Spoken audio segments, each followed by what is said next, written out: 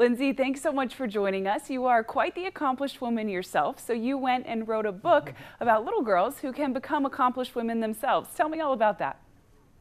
You know, I think that it's so important that we start early on planting those seeds of inspiration so that girls are encouraged to be strong and brave and ambitious, you know, and that's a word in particular that quite often when those little girls grow up to be women, that ambitious, you're too ambitious. It can be used as a negative for women, but not for men. And I feel like we need to kind of reverse course on that thinking and just get to girls at an early stage to say, yes, you are strong, you are bold, and encourage them to go beyond, you know, the societal expectations for what girls can do.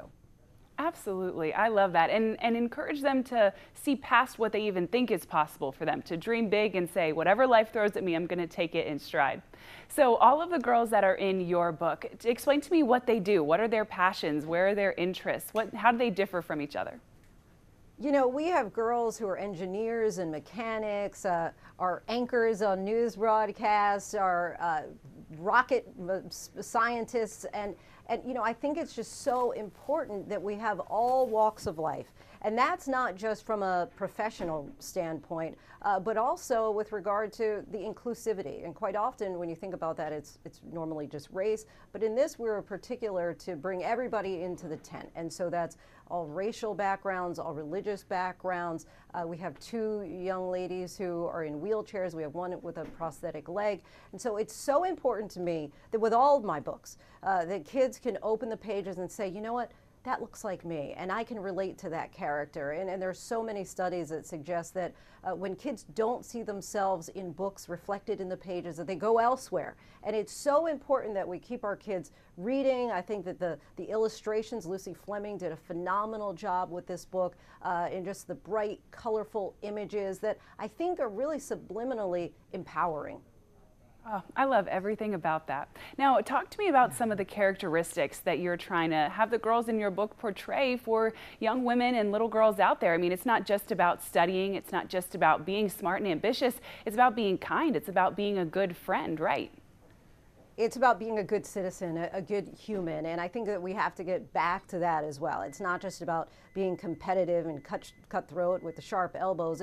We're a team. We're in this together. Let's cheer on each other, right, as we are continuing to advance forward. And there is an idea of hand-holding here, of that we can support each other, which is quite often, you know, and that was a theme that many people were discussing this year from the Barbie movie, but that women can be so intense and critical of each other.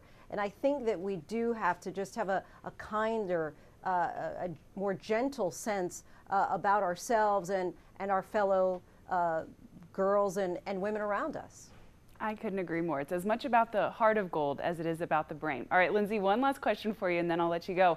But I want you to walk me through the experience that you hope that these girls have when they read your book. For you, as obviously very accomplished, a storyteller with a vast TV career, a New York Times bestseller, when you put this book on the shelves and you hope little girls pick it up and read it, what's the experience that you're hoping they walk away with?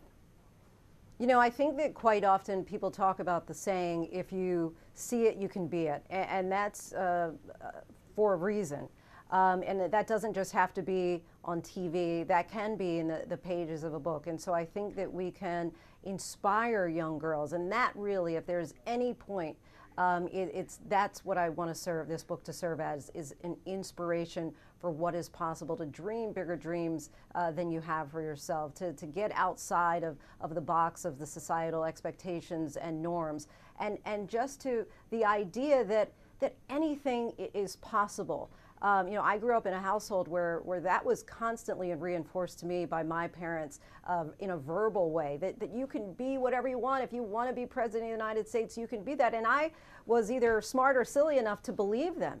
And so when you have that kind of positive reinforcement, I think that it doesn't, if it's not coming from you in a verbal way, I think that it can easily come from the pages of a book. I have a colleague who I gave this book to early on, and she gave it to her daughter who's about 4 years old, and she said she just started making a mantra out of we are brave, out of one of the lines. And I love to hear that, because those kind of subliminal messages will just seep into our conscious. And I think that no one knows what those moments are that might spark you as a young child into changing the trajectory of your life. We are brave. We are brave. Terrific. Terrific. Well, Linsey Davis, thank you so much for your time. Thank you for your book and all the little girls that it's going to impact. It was great meeting with you today. Thank you so much, Grace. Have a great day. You too.